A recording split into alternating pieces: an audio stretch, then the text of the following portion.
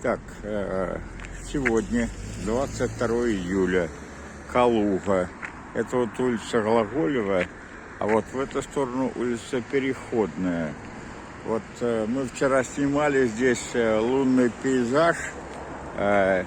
Ну вот те конструкция или тот раствор, который вчера засох, вот они сгребли в эту кучу.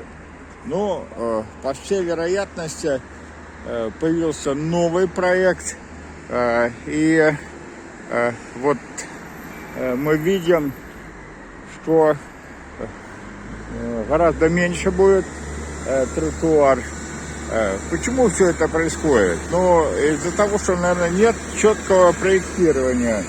Но опять, я повторюсь, что это деньги бюджетные, которые можно было бы потратить более разумно и употребить их в гораздо другом, лучшем месте. Город Калуга, улицы, если съедешь с центральной улицы, все разбитые, все убитые в ямах. И опять же вопрос у меня, Дмитрий Александрович, почему так происходит? Вы же самый продвинутый мэр в ЦФО.